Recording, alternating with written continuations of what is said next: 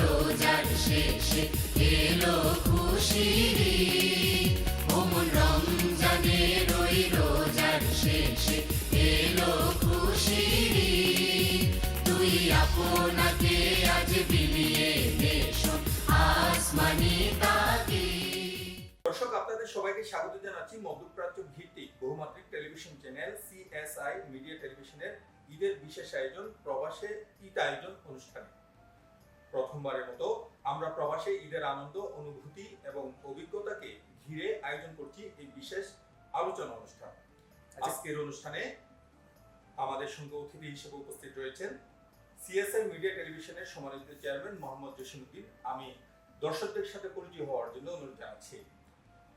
এবং আমাদের পাশে আসছেন বিশ্ব সঙ্গীত শিল্পী ইয়াসমিন ইসলাম মেরুনা এবং ফারহানা নাসের।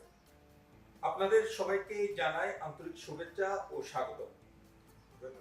দর্শক, আমরা জানি বাংলাদেশের লাখো প্রবাসী জীবিকার তাগিদে মধ্যপ্রাচ্য সহ বিশ্বের বিভিন্ন দেশে অবস্থান করছেন। ঈদকে ঘিরে তারা নানাভাবে প্রস্তুতি নিলেও দেশে থাকা পরিবার, পরিজন ও প্রিয়জনদের সঙ্গে ঈদ করতে না পারার একটি কষ্ট তাদের মনকে ছুঁয়ে যায়। তাই বলে কি প্রবাসী ঈদের আনন্দ থেমে থাকে? মোটেও না। প্রবাসী ঈদকে ঘিরে থাকে নানা আয়োজন, আনন্দ এবং ভিন্নধর্মী অভিজ্ঞতা। আজকের অনুষ্ঠানে আমরা জানার চেষ্টা করব প্রবাসী ঈদ কেমন কাটে, কিভাবে প্রবাসীরা ঈদের প্রস্তুতি নেন এবং ঈদের দিনগুলোতে কি ধরনের আয়োজন হয়ে থাকে। আমি সর্বপ্রথম প্রশ্ন করবে যাব মোহাম্মদ জসিমউদ্দিনের কাছে। জসিম ভাই, প্রথমে আপনার কাছে জানতে চাই, প্রবাস জীবনে ঈদ উদযাপন কতটা ভিন্ন? দেশে ঈদ করার প্রসঙ্গে প্রবাসী ঈদের মূল পার্থক্যটা আপনি কিভাবে দেখেন? আসসালামু আলাইকুম সম্মানিত দর্শক, আমরা প্রবাসে আর দেশের ঈদের মধ্যে একটা ভিন্নতা পাই যে দেশের ঈদে আমরা আত্মীয় স্বজনের বাড়িতে যেতে পারি। তারপর দেশে একটা রিওয়াজ আছে, আমরা সকালে নামাজ পড়ে আসে, প্রথম মা বাবাদের সালাম দোয়া করতে পারি, একটা ফিল আসে আর কি ঈদের। এখানেও এখন আমরা ইউজ টু হয়ে গেছি। আগে তো খুব লোনলি ফিল করতাম, এখন আস্তে আস্তে এখানেও আমাদের দেশের কালচারটা কিন্তু এখানের ঈদও চলে আসছে। এখন হয়তো আমরা আত্মীয় স্বজনের বাড়িতে যদিও বা না যাই, কিন্তু আমরা সবাই গেট টুগেদার করি, কোনো একটি রেস্টুরেন্টে বসি বা বাইরে খাওয়া দাওয়া করি, ঈদের আনন্দ আমরা ভাগাভাগি করি, ঠিক আছে। তবে দেশের ফিলটা এখানে সবাই ফিল করে ভিতরে। আচ্ছা, বিশেষ করে আপনি তো বিদেশের মাটিতে অনেক বছর ঈদ করেছেন, এখানে অনেক আপনাদের বিশেষ করে আপনার পরিবার পরিজন আছে, আপনার স্টাফরা রয়েছে, আপনার বন্ধু বান্ধবরা রয়েছে, অনেক পরিচিত জন আছে, তাদের সাথে ঈদটা কেমন কাটে আপনার? ভালো কাটাই ঈদ। আমরা এখানে বললাম তো, এখন আগে যেটা লোনলি ফিল হতো আজ থেকে যখন 10-15 বছর আগে, এখন আমরা ইউজ টু হয়ে গেছি ঈদ করতে করতে, এখন আমাদের আর ফিল হয় না। তবে দেশের ঈদ মিস করি, এখানে দেশের আতিথেয়তা মিস করি, দেশে আমরা ঈদের যে রেওয়াজ থাকে এখানে এগুলো চেঞ্জ হলেও এখনো ফিল করে সবাই। আমরা জানি আপনার বিশেষ করে আপনি যে কোম্পানিগুলো পরিচালনা করেন সেখানে অনেকগুলো বিশেষ করে আপনার স্টাফরা রয়েছে, আপনার কর্মচারীরা রয়েছে, তাদের সাথে ঈদটা আপনার কেমন কাটে? ঈদ খুব ভালো। ঈদের দিন সবাই আমাদের বাসায় আসে, আমরা একসাথে গেট টুগেদার করি। এই ঈদের দিন আমাদের অফ থাকে সব অফিস। আচ্ছা, বিশেষ করে বাংলাদেশে তো ঈদের খাবার দাবার আয়োজনের ক্ষেত্রে অনেক ভিন্নতা থাকে। প্রবাসে আপনারা কি ধরনের খাবার দাবার আয়োজন করে থাকেন এবং কিভাবে পরিবেশন করেন সেটা? ওই সেম আমরা বাংলাদেশের কালচারেই ফলো করি। সেমাই থাকে এখানে, তারপর পোলাও টোলাও যা করার ঈদে যা করার এগুলো ঘরে আয়োজন করে, সেম বাংলাদেশে ঈদের মতো। আমি একটু এবার মেরুনা আপার কাছে যাব। আপনি একটু বলেন যে আপনি একজন সঙ্গীত শিল্পী, প্রবাসী ঈদের সময় সাংস্কৃতিক অনুষ্ঠান বা সঙ্গীতের ভূমিকা কতটা গুরুত্বপূর্ণ বলে আপনি মনে করেন, এবং এই যে এখানে প্রবাসীদের যে বিশাল একটি গোষ্ঠী রয়েছে তাদেরকে যে বিনোদনের ক্ষেত্রে, ঈদের আনন্দ দেওয়ার ক্ষেত্রে আপনি কতটুকু ভূমিকা পালন করেন এবং তাদের সাথে আপনার ঈদটা কেমন কাটে? ধন্যবাদ শিল্পী ভাই, সবাইকে আসসালামু আলাইকুম, আর ঈদ মোবারক, সবার জন্য ঈদের শুভেচ্ছা। হ্যাঁ, আমি তো প্রবাসে অনেক বছর ধরে আছি। প্রবাসে আসলে এই উৎসবটা শুরু হয় রমজানের মাঝামাঝি থেকে, ঈদের উৎসব শুরু হয়। তো আমরা ঈদের মধ্যে নানা ধরনের, যেমন বলেন ঈদ ফেস্টিভ্যাল চলে, সব সময় ঈদের মেলা হচ্ছে। আমাদের কিছু বাংলাদেশি নারী উদ্যোক্তা আছে যারা সাংস্কৃতিক সাথে জড়িত, সংস্কৃতি মনা, তারা মেলা করে, আমরা সেখানে যাই। তারপরে আপনার ঈদের পরে, যেহেতু রোজাতে তো ইবাদতের মাস, তো আমাদের গান বাজনা রোজাতে হয় না, ঈদের পরে আমরা সাংস্কৃতিক অনুষ্ঠান হয়, ঈদ পুনর্মিলনী হয়, সেখানে আমাদের অবশ্যই সাংস্কৃতিক অনুষ্ঠান তো থাকতেই হবে, ফ্যাশন শো হবে ঈদের, তারপরে আপনার দেশীয় পণ্য যেমন জামদানি শাড়ি, দেশীয় শাড়ির একটা ফ্যাশন শো হয়। তো আমি যতটুকু পারি নারী উদ্যোক্তাদের নিয়ে আসি সামনে, এবং তাদের সাথে আমি অনেক এনজয় করি, আমার ভালো লাগে ওদের সাথে। আচ্ছা, এবার আমি পারহান আপুর কাছে আসবো। ইনি আপনি তো দীর্ঘদিন ধরে সংযুক্ত আরব আমিরাতে বসবাস করছেন, এবং আপনার পরিবার এবং আপনার ফ্যামিলি এখানে থাকেন। বিশেষ করে প্রবাসে বসবাসকারী গৃহিণীদের যে ঈদের সময়টা, সেটা কিভাবে কাটানো হয়, এবং সেটাকে আপনি প্রতি বছর ঈদ যখন আসে সেটাকে আপনি কিভাবে মেনটেন করেন, এবং প্রবাস এবং দেশের মধ্যে পার্থক্যটা কি থাকে, সেটা একটু যদি উপস্থাপন করেন। আসসালামু আলাইকুম, সবাইকে ঈদের অগ্রিম শুভেচ্ছা জানাচ্ছি। আপনার এই প্রশ্নের উত্তরটা দেওয়ার আগে একটু ছোট্ট করে বলতে চাই, আসলে আমরা মেয়েরা যদি বাইরে জব করি বা বিজনেস করি, যখন আমরা ঘরে ফিরি সেই মুহূর্তে কিন্তু আমরা গৃহিণী। আমার ক্ষেত্রে তাই, আমি জব করছি এখানে অনেক বছর ধরে না, আমি যখন ঘরে ফিরি তখন কিন্তু আমি পরিপূর্ণভাবে একজন গৃহিণী। আমার হাজবেন্ডের টেক কেয়ার করা, বাচ্চাদের কি পছন্দ করে সেটা দেখা, সংসার সামলানো, আত্মীয় স্বজন যারা আছে, বন্ধু বান্ধব, তাদের সবার সাথে যোগাযোগ রাখা, সুসম্পর্ক রাখা, সবই কিন্তু একটা কম বেশি আমরা সব মেয়েরা করে থাকি। আর গৃহিণীদের, সেটা দেশি হোক আর বিদেশের মাটিতে হোক, আমার কাছে মনে হয় যে গৃহিণীদের ঈদের সময় সবচেয়ে বেশি ব্যস্ততার মধ্যে দিয়ে যেতে হয়। যেমন পরিবারের সবার জন্য বিশেষ রান্না করা, আত্মীয় স্বজন, বন্ধু বান্ধব সবাইকে দাওয়াত দিয়ে বাসায় খাওয়ানো, কেউ যদি নিমন্ত্রণ করে সেটা রক্ষা করা, তাদের বাসায় যাওয়া, আর শপিং তো আছেই। তো সবকিছু মিলে আমার কাছে মনে হয় যে গৃহিণীদের সময়টা সবচেয়ে ব্যস্ততার মধ্যে দিয়ে কাটে, কিন্তু এটার সাথে অনেক আনন্দ থাকে। আচ্ছা, বিশেষ করে ঈদ আয়োজন নিয়ে অনেকটা কেনাকাটার ব্যাপার স্যাপার থাকে। বিশেষ করে আপনার হাজবেন্ডের একটা ডিমান্ড থাকতে পারে, আপনার বাচ্চার একটা ডিমান্ড থাকতে পারে, শ্বশুর শাশুড়ির এক ধরনের ডিমান্ড থাকতে পারে। এই ধরনের ডিমান্ডগুলো আপনি এখানে বিশেষ করে প্রবাসে কিভাবে পূর্ণ করেন? আর বিশেষ করে যে কেনাকাটাগুলো থাকে, আমাদের যে বাঙালি সংস্কৃতি, আমরা যে বাঙালি কালচারটা আমরা পালন করার চেষ্টা করি, সেটার সাথে তাল মিলিয়ে এখানে সেই কেনাকাটাটা আপনি পরিপূর্ণ করতে পারেন কিনা? বিদেশের মাটিতে থাকলেও আমি খুবই লাকি, আমার শ্বশুর বাড়ির সবাই এখানে, আমরা একসাথে থাকি। বাংলাদেশে যেরকম যেভাবে হয়, সব আত্মীয় স্বজনরা মিলে কেনাকাটা করে, গিফট, একটা উৎসব মুখর পরিবেশ যেরকম, ঠিক ওটার সাথে আসলে তুলনা করা ঠিক হবে না, কিন্তু আমরা চেষ্টা করি এখানে যতটুকু সম্ভব ওই বাংলাদেশের যে ঈদের যে ভাবটা, ওই ফিলটা যেন এখানে আমার বাচ্চারা পায় এবং আমার পরিবারের সবাই যেন পায়, ওটা আমরা চেষ্টা করি। আমি এবার একটু জসিমের কাছে যাব। আপনার কাছে জিজ্ঞেস করতে চাই, বিশেষ করে এইবার যেহেতু ঈদ হবে আর দুদিন পরে তো আমরা ঈদের নামাজ পড়বো এবং ঈদের আয়োজনটুকু করবো, এই ঈদের দিনে এবার আপনার প্ল্যানিংটা কি? আপনি সকাল থেকে সন্ধ্যা পর্যন্ত কি ধরনের প্ল্যানিং গুলো করে রেখেছেন, যে আপনি স্টেপ বাই স্টেপ কিভাবে সেগুলো পালন করবেন, সেটা কি ধরনের প্ল্যান আছে এবার? এই প্ল্যানের ক্ষেত্রে আমি তো আমার ক্ষেত্রে বললে আমার তো খুব একটা প্ল্যান থাকে না। আমি সকালে নামাজ পড়ে, ঈদের নামাজ পড়ে কিছু একটা খায় একটা ঘুমানোর ব্যবস্থা করি। আমি না, অনেকেরই এখানে প্ল্যান থাকে এটা, আমরা যারা আচ্ছা, না হয় আপনার প্ল্যান থাকলো না, কিন্তু আপনার ফ্যামিলিতে কি ধরনের প্ল্যান আছে যে আপনি এই ঈদের দিনটাকে কিভাবে ফ্যামিলি পুরা দিন, এই যে আপা বললো, ফ্যামিলির কাজ হচ্ছে পুরা দিন মেহমানদারি করা, ওদের জন্য পাকানো, খাওয়ানো। এটা অ্যাকচুয়াল আমি জানতে পারবো না খুব একটা ভালো। আচ্ছা, এবার আমি মেরুন আপনার কাছে যাব। আপনি একটু কি বলবেন, আপনি যে অনেকগুলো ঈদ আপনি প্রবাসে পার করেছেন, যখন আপনার হাজবেন্ড ছিল, আপনার পরিবার ছিল, আপনার মেয়েরা ছিল, তাদের সাথে আপনি ঈদের দিনটা কিভাবে কাটাতেন, এবং আগামী যে দিনটা আসছে, ঈদের যে আসন্ন ঈদ, সেই দিনটা আপনি কিভাবে পালন করবেন? আমি আপনাকে বললাম, ওই যে আমাদের ঈদের উৎসবটা আমাদের মাঝামাঝি থেকে শুরু হয়, যত সময় যাচ্ছে তত দেখছি আরো বেশি ঝাঁকজমকভাবে ঈদ পালিত হচ্ছে। এখন আপনার ঈদ ফেস্টিভ্যাল, নানা রকম মেলা বেড়ে গিয়েছে।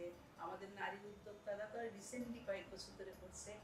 তো আমার মেয়ের তো আছে, আমার একটা মেয়ে এখানে, আমার আরেকটা মেয়ে আমেরিকায় থাকে। তো প্রথমে আমি ঈদের দিন আমি কথা বলি তাদের সাথে, আমার আত্মীয় স্বজন, আমার বড় মেয়ের সাথে কথা বলি। আর এখানে যে মেয়ে আছে সে তো আসে, আমার সাথেই থাকে। তারপরে আমি আমার বন্ধু বান্ধবকে নিয়ে আমি ব্যস্ত থাকি। তো পার্থক্য মানে দেশের সাথে যদি পার্থক্য বলেন, হ্যাঁ দেশে আত্মীয় স্বজনকে মিস করি, দেশের ঈদ তো একটু অন্যরকম সৌন্দর্য। তারপরে আমরা এখানে ইউজ হয়ে গিয়েছে, আমাদের বন্ধু বান্ধব আমাদের আত্মীয়ও কম না, ওদের সাথে আমরা ব্যস্ত থাকি। তারপরে ঈদের আগের দিন, যেমন কালকে হবে, হয়তো কালকে অথবা পরশু একটা চাঁদ রাত বলে, মেহেন্দি ছাড়া তো ঈদ হয় না। তো এখানে সবাই মেহেন্দি লাগাবে। এখন মেহেন্দি যে সেলুনে গিয়ে লাগাচ্ছে তা না, যাচ্ছে অনেকে সেলুনে। আবার দেখি যে প্রত্যেকটা বাসায় অল্প কয়েকজন করে বসে লাগায়, মেহেন্দি লাগায়। তো এইভাবে উৎসবগুলো আমরা পালিত করি। আর ঈদের দিন আমার বাসায় আসে, আমি যাই, 3 দিন ধরে আমাদের চলতে থাকে এসব নানা রকম প্রোগ্রাম করতে থাকে। প্রতি বছর আমি যতটুকু জানি আপনি প্রতি বছর সঙ্গীত অনুষ্ঠানের আয়োজন করে থাকেন, পূর্ণমিলন হয়ে থাকে, অনেকগুলো অনুষ্ঠানে আপনি উপস্থিত হন। এবার কোনো সাংস্কৃতিক অনুষ্ঠানের আয়োজন আছে কিনা আপনার? না, এবার আসলে আমাদের একটু পরিস্থিতির জন্য আমরা কোনো সাংস্কৃতিক অনুষ্ঠান রাখিনি, পরে রাখবো, দেশের এই অবস্থা। তো তো আমাদের সীমিত আকারে সবকিছু, এখনো কোনো সাংস্কৃতিক অনুষ্ঠান আমরা এখন করছি না। তো আপনারা জানেন দেশের পরিস্থিতি, আমরা পরে করব। তবে ধন্যবাদ দুবাই গভর্নমেন্টকে যে সব কিছু সুন্দরভাবে, মানে মসৃণভাবে এবং বলিষ্ঠভাবে মোকাবেলা করছে, এবং আমরা প্রবাসীরা ভীষণ হ্যাপি, এবং আমরা দুবাই গভর্নমেন্টের উপর আমাদের আস্থা আছে। তো একটু সীমিতভাবে আমাদের চলতে হবে, আমরা একটু সীমিতভাবে আছি। যখন আমরা অ্যালার্ম পাবো একটু নিরাপদে চলে যাব সবাই, তো এইটুকু তো আমাদের মানতে হবে। তো এই জন্য এবারে একটু সীমিত আকাশ। আচ্ছা, আরেকটা জিনিস আপনাকে জিজ্ঞেস করি, আপনি তো দীর্ঘদিন ধরে বিভিন্ন সংগঠনের সাথে সম্পৃক্ত আছেন, সাংস্কৃতিক অনুষ্ঠানের পাশাপাশি সামাজিক অনুষ্ঠানে আপনার ভূমিকা আছে, আপনি যেহেতু কমিউনিটি নিয়ে কাজ করে থাকেন। এইবার ঈদ আনন্দকে সুন্দর করে তুলতে কমিউনিটি এবং সামাজিক সংগঠনগুলো অতীতে কতটুকু ভূমিকা ছিল এবং আগামীতে কি ধরনের তাদের প্রস্তুতি আছে? হ্যাঁ, তারা আগামীতে প্রোগ্রাম আছে, আসলে এবারেই করার কথা তাদের, একটু জাস্ট অপেক্ষা করছে অবস্থার জন্য।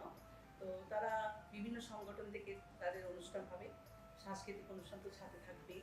তার মধ্যে ধরেন আপনার পিঠ উৎসব হবে, খাওয়া দাওয়ার উৎসব হবে, নানা রকম, এই যে বললাম এই ফ্যাশন শো হবে, আছে প্রত্যেকটা সংগঠনের কিছু না কিছু অনুষ্ঠান আছে। তবে আমরা একটু পরে করবো হয়তো। এবার আমি ফারহানা পরিবেশে আরেকবার আসবো যে আপনি কি একটু বলবেন, বিশেষ করে এখানে তো আমাদের প্রবাসে আমাদের যে নতুন প্রজন্মরা আছে যারা আসলে বাংলাদেশের কালচারের সাথে জন্মগত ভাবে তারা আসলে ইউজ টু না, তারা সেটার সাথে পরিচিত না, তাদেরকে বাংলাদেশি কালচারে ঈদ পালনে এবং তাদেরকে বাংলাদেশি কালচার শেখানোর ব্যাপারে কতটুকু আপনারা উৎসাহ দিয়ে থাকেন এবং সেটাকে আপনারা কতটুকু মেনটেন করে থাকেন সেটা বলুন। আমি একটু আগে যেটা আপনাকে আমি বলেছি যে বাংলাদেশে যেরকম উৎসব মুখর পরিবেশ আমরা পাই, আত্মীয় স্বজন, বাবা মা ভাই বোন সবাই মিলে, আমরা চেষ্টা করি বাচ্চাদেরকে ওই একই ফিলটা দিতে। এখানে গিফট থেকে শুরু করে ভালো খাবার, আত্মীয় স্বজনদের বাসায় আসা যাওয়া, ঈদ সালামি, সেগুলো তো আছেই।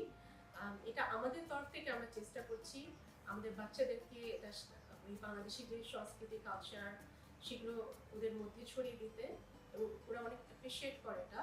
কিন্তু আমি এই দেশে যে সংগঠনগুলো আছে বা কালচারাল যে সাংস্কৃতিক যে কমিটিগুলো আছেন, ওনাদের প্রতি আমি ব্যক্তিগতভাবে কৃতজ্ঞতা জানাচ্ছি। কারণ ওনারা প্রতি বছর বাংলাদেশে যে বিশেষ দিবস আছে সেগুলো তো আছেই, পাশাপাশি ঈদ আসলেও ওনারা বিভিন্ন ধরনের সাংস্কৃতিক অনুষ্ঠানের আয়োজন করে থাকেন, যেখানে আমরা সবাই একত্রিত হই।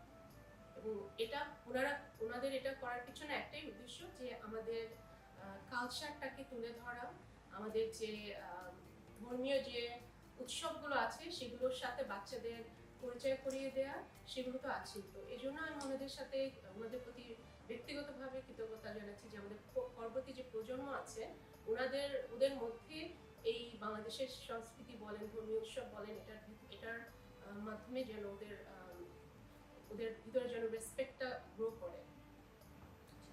আমি জসিমের কাছে আরেকবার যাব, বিশেষ করে আপনি তো ব্যবসা বাণিজ্য করে থাকেন সংযুক্ত আরব আমিরাতে, অনেকে বলে থাকেন ব্যবসায়ীরা দূর দূরান্তে চলে যায় ঈদ করার জন্য, অনেকে ইউরোপ চলে যায়। বিশেষ করে এইবার প্রবাসে যেসব ব্যবসায়ীরা আছেন তাদের ঈদটা কেমন কাটবে বলে আপনি মনে করেন, এবং অতীতে কেমন ঈদ পালন করতো তারা, সেটা একটু উল্লেখ করবেন। তবে এবারের ঈদটা ভিন্ন, এবারে আর ফ্লাই করার সুযোগ নেই। এবং সবাইকে ইউএই ল রেসপেক্ট করে চলতে হবে। সবাই ঈদ করুক, তবে এখানে ইউএই গভর্নমেন্টকে এবং ইউএই লকে ফলো করে ঈদ করুক।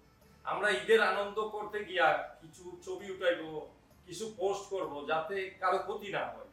এবারে ঈদটা যে যার মতো করে করুক, তো প্রাইভেসি মেনটেন করে করুক, যাতে আমাদের বাংলাদেশিদের কোনো ভাবমূর্তি নষ্ট না হয় এবারে ঈদে।